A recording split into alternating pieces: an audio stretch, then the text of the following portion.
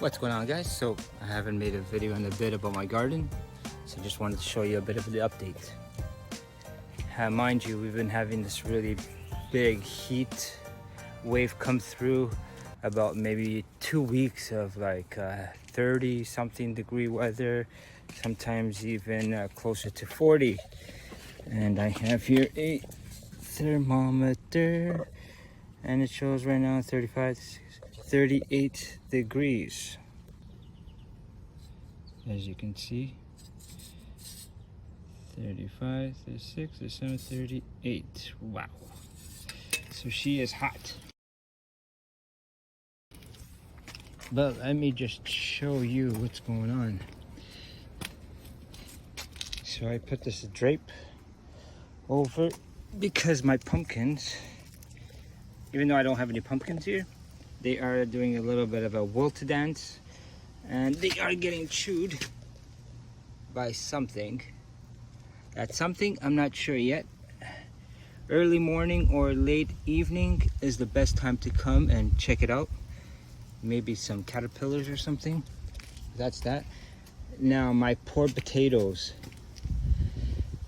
Obviously they're like this because they are in pots. And if they were in the ground, they would be, but in the pots, limited to water, obviously, right? Small pots, I don't have much bigger than that. Sack, potato sack. But it is what it is. We'll see what happens. As you can see, it kind of wilted with the heat. And then I had this shade over it. Not that this mesh is doing much, but you can see she kind of perked up a bit. But we'll see what happens. Now this here, laying down here, is my acorn squash. We got a little one. Now we got a bunch of male flowers, which is these guys, but no female. Now if you're wondering what a female flower looks like, I got one here at the end. How I did, oh, I still do. That's how she looks like. And if she's pollinated in that little flower up top, then that means that little round ball will grow to be that. So that once had a little flower here on the end, right? So that's my acorn squash, doing very nice. Back here, a little bit of dry beaten up by the cucumber beetles, which is these little ass wipes. You can see it right there. They're doing their job, eating away at it. But that is my cucumber. And then here's my peppers.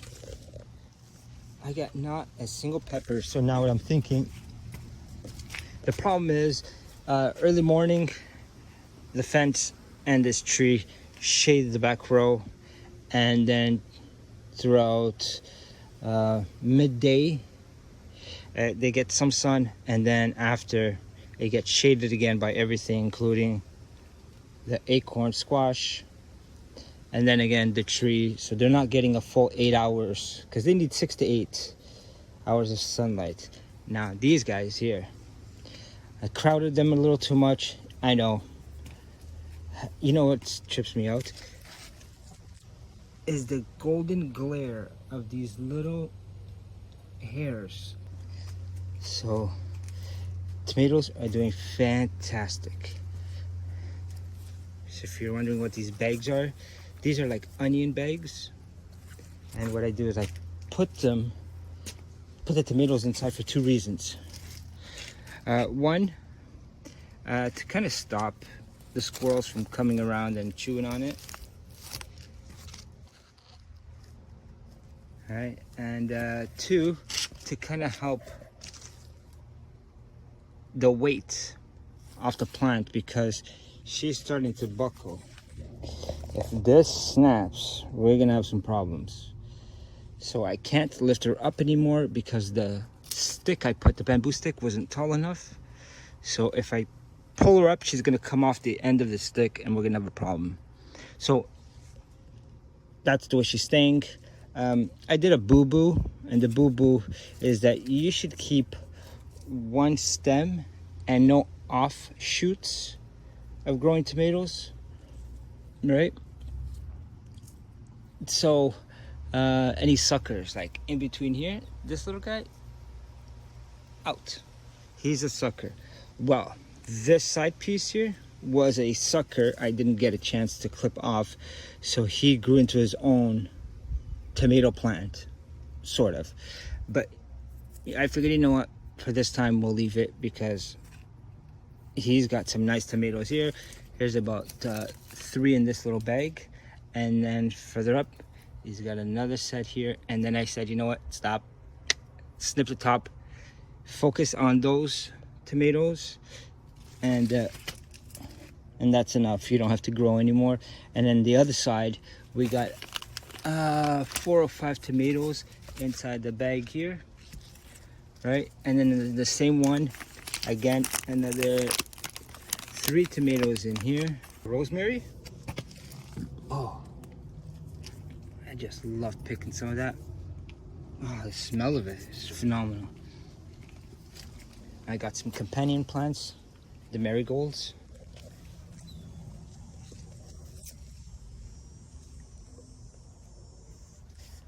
Okay, and then behind us was supposed to be lettuce, but lettuce, see how there is nothing there. Get it?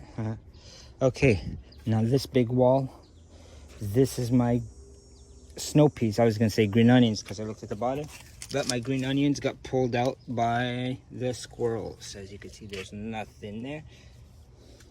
But now my snow peas, I have been constantly picking and eating at this now for about, oh, I don't know, 3 months, maybe 2 months. As you can see, there might be 1 or 2. I didn't even want to show you guys. Come on. Come on, my friend. Give me 1. I swear I saw 1 here before. But anyways, this is what it is. Doing beautifully. No problems. Anytime I grew snow peas, never had a problem with it. The only problem I had was keeping up with eating them, because I like the snow peas when they are flat and not when they're fully grown, almost looking like a bean.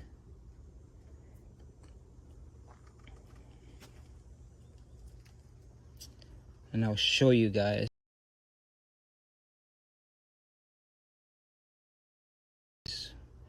what I mean in the video.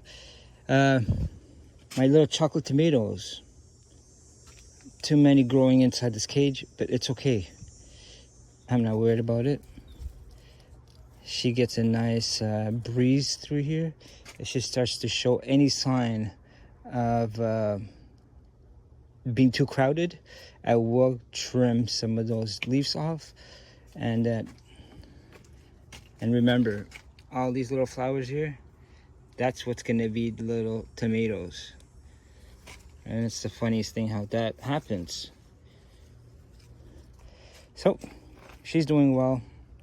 Again, I also trimmed the tops off her, including that, because stopping the growth. So basically I'm telling it, you know what, focus on what you got. Don't focus on growing taller. Now under here, that is my chocolate mint, and that is my beautiful carrots. Oh, and this thing's been with me for like, I don't know how long.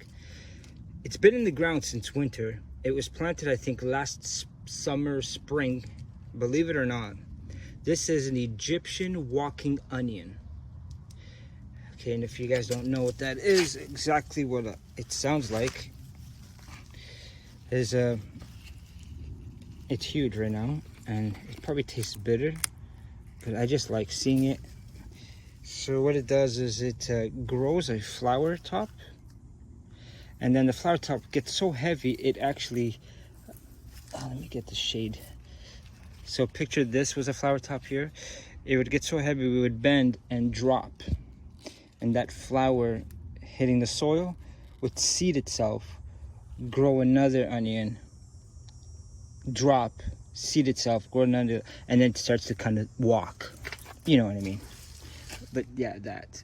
And those beautiful tall stems you're seeing there, those are all carrots. I did have some strawberries in the back, but I think that's enough with the strawberries. I gotta get some new ones next year. So that is for the garden. Water barrel is doing excellent, except we haven't had any rain. Okay, and now here, a quick check in our cherry tree. The birds get to it even before I even see a cherry, so good for them. You guys enjoy that. This is my hydrangea. Beautiful grapes. I didn't think we were gonna have any this year because it's an off and on thing. One year you do, one year you don't, and then the Japanese beetles come. They start to just chew everything up. I've been trying to keep an eye on it, trying to get them off. Again, the bags keep the squirrels off. But as you can see, we're getting some grapes. Folks, we're getting some grapes. I used to do the trim, right? So the trim would be, you pick one stem, you let her branch out, and then that is it.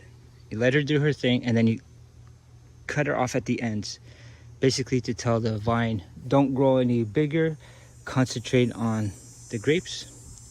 But then I noticed when I do that, she just becomes too small, right? So lesser leaves, lesser grapes, and maybe that is a good thing. But then I thought, you know what?